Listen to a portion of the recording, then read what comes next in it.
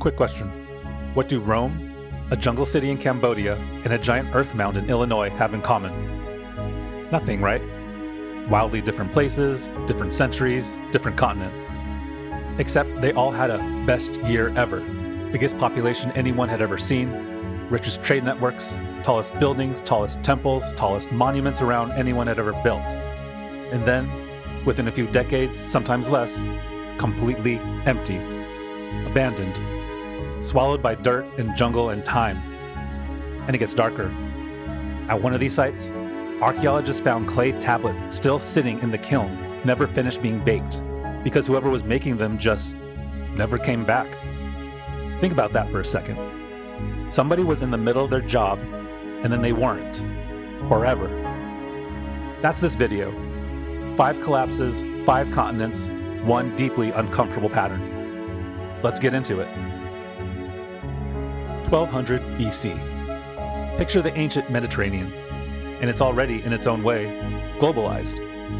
Egypt is trading with the Hittites. The Hittites are trading with Greece.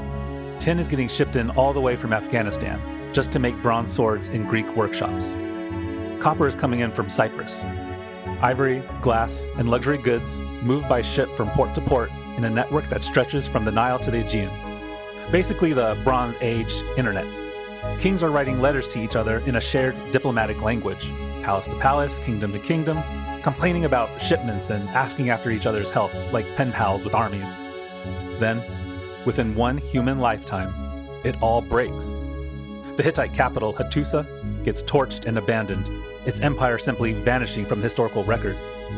A rich trading city called Ugarit is destroyed so fast the scribes never even finish firing their pottery. One of the last letters found there is practically a cry for help, describing enemy ships closing in while their city's own army and fleet are away. Palace after palace in Greece burns to the ground within a few decades of each other. Pylos, Mycenae, Tiryns, one after another, like dominoes. Nobody agrees on exactly why. Decades of brutal drought, according to tree ring and pollen evidence pulled from the lake beds across the region. A string of earthquakes so consistent that scientists call it an earthquake storm. Repeated overlapping quakes, weakening cities faster than they could rebuild. Mystery raiders the Egyptians call the Sea Peoples, recorded on temple walls as a coalition of seaborne attackers that even Egypt barely survived. And because everyone's economy is so tangled together, one collapse just drags the next one down with it. Domino effect. Lose the tin root, and nobody can make bronze. Lose bronze, and armies and farming tools both fail at once.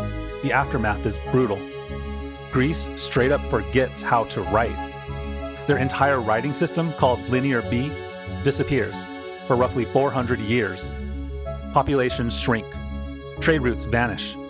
Monumental building simply stops. That's not a bad decade, that's a dark age.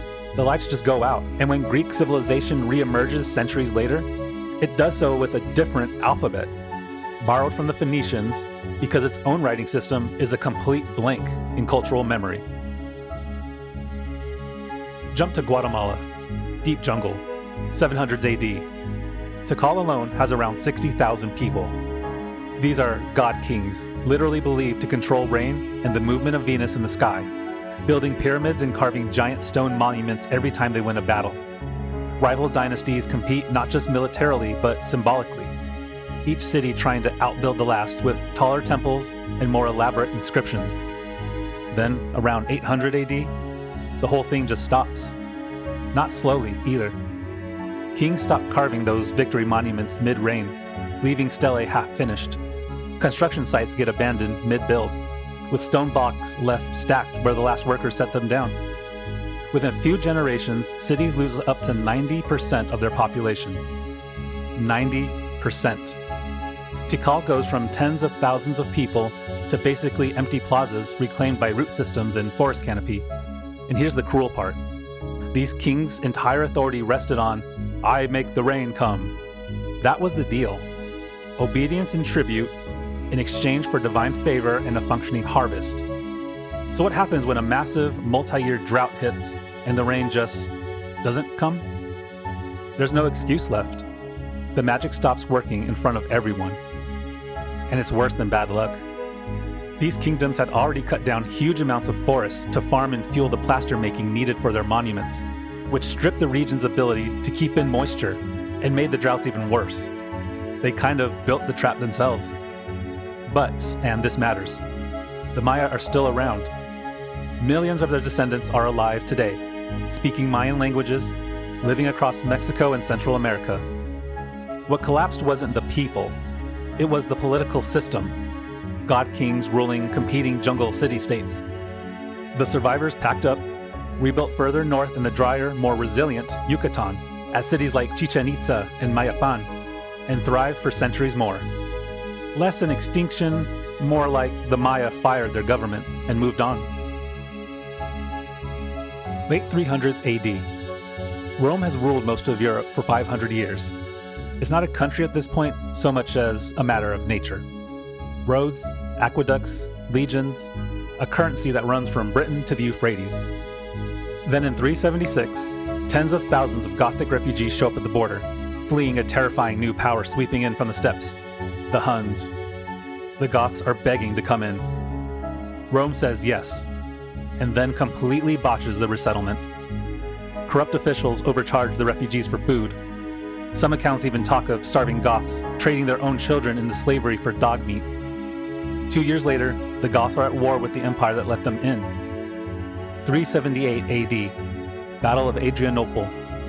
A Roman emperor, Valens, dies on the battlefield along with a huge chunk of the Eastern Field Army.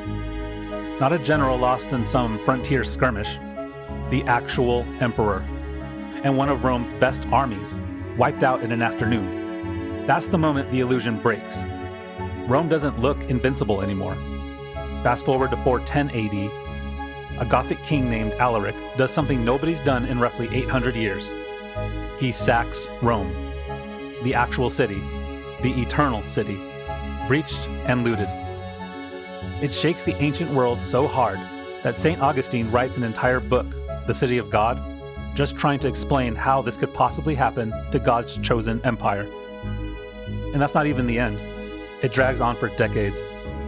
Provinces stop paying taxes because Rome can't control them anymore, and local strongmen start running things independently. The Roman army itself starts being made up largely of the same Germanic tribes it's supposedly fighting, blurring the line between Roman and barbarian almost completely. In 455, the Vandals sack Rome again, so thoroughly and needlessly that their name becomes a synonym for pointless destruction. We still use the word vandalism today, 14 centuries later, without most people knowing where it came from. The actual end? September 4th, 476 AD. A Germanic commander named Odoacer simply removes the last Roman emperor, a teenager, ironically named Romulus Augustulus, after Rome's founder. Odoacer doesn't even want the title of emperor for himself. He ships the imperial crown off to Constantinople and just rules Italy as a king instead, technically still claiming to serve the Eastern Emperor. No final battle, no burning skyline. The empire just quietly stops being run from Rome. It wasn't a single dramatic moment for the people living through it. Most Romans in 476 probably didn't feel like they were witnessing the fall of anything. Historians only drew that clean line centuries later, looking back and needing a date to put in the textbook. Cambodia, Angkor, and the scale here is hard to overstate. This is the largest pre-industrial city humans had ever built. Almost 400 square miles of temples, canals, and neighborhoods sprawling across the landscape. It's built around a genius network of canals, moats, and reservoirs that capture monsoon rain and irrigate rice fields all year round, allowing multiple harvests instead of one. At the center sits Angkor Wat. To this day, the largest religious structure on planet Earth. Population may have hit close to 1 million people at its height, while London at the same time was basically a large town by comparison. So what kills a city that advanced, that far ahead of its time? The same water system that made it possible in the first place. Tree ring data shows a brutal 1-2 punch. Decades of drought, followed by sudden, violent monsoon flooding. The system was engineered for steady, predictable water flow, not extremes. It couldn't handle either one, let alone both back to back. And here's the eerie part. Archaeologists found damaged sections of the canal network that were never repaired. as if the empire's ability to maintain its own infrastructure was already failing before the climate disaster even fully hit. A civilization could engineer a landscape-scale water system, apparently couldn't keep up with fixing it. Add in a rival kingdom, Ayutthaya, invading and sacking Angkor in 1431, and the royal court finally decides it's time to leave for good. They relocate south toward the area of modern Phnom Penh, closer to trade routes on the Mekong, and Angkor gets slowly swallowed by the jungle. Nobody discovers it again until a French naturalist publicizes it to Europe in 1860, even though local Cambodian communities and Buddhist monks never actually forgot it was there, and it continued visiting the temples for generations.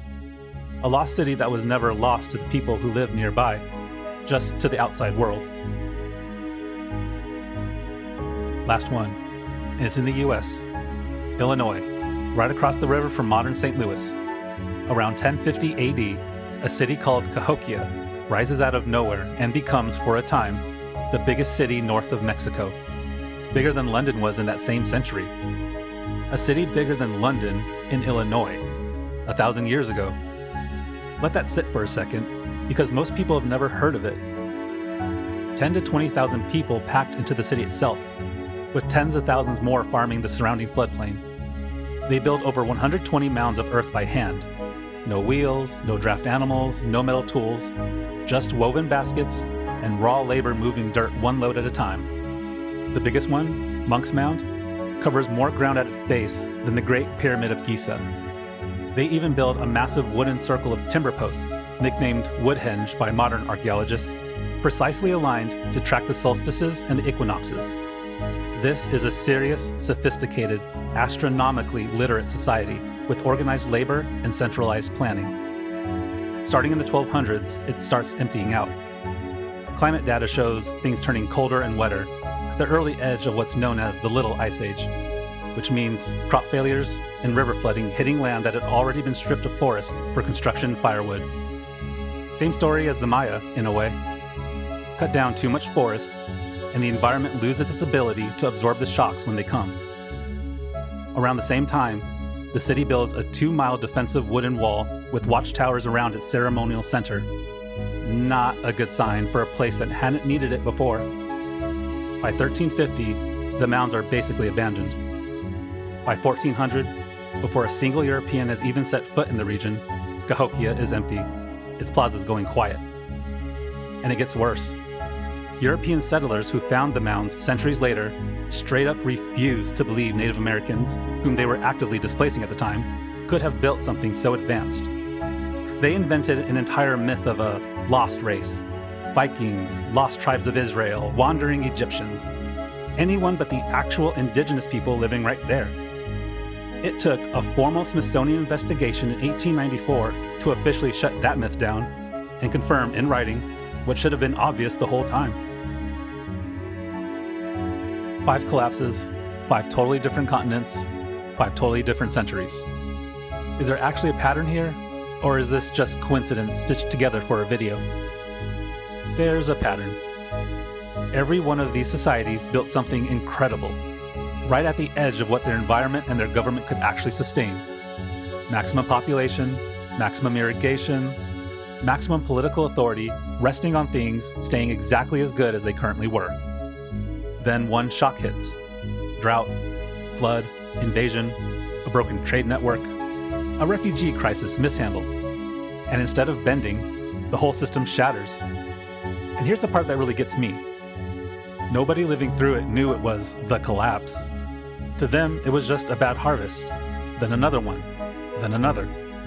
A tax that didn't get collected, a road that didn't get repaired, a canal wall left cracked one season too many. Nobody sends out a memo saying, hey, this is the beginning of the end.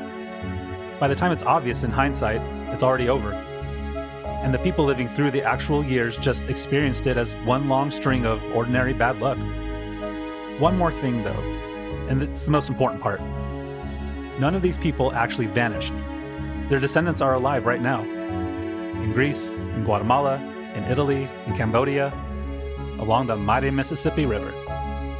What collapsed usually wasn't the people, it was the system. The thing they built to organize themselves just started asking more of the world than the world could keep on giving, until it finally couldn't give any more. That's a sobering thought to end on. And maybe a useful one too. If you want a full deep dive on any one of these, drop it in the comments. We'll pick the winner for the next episode. And if this left you wondering whether I'm the one building something too big to behold, hit subscribe, because that's basically the whole channel. History lives in every grain of the hourglass. See you in the next era.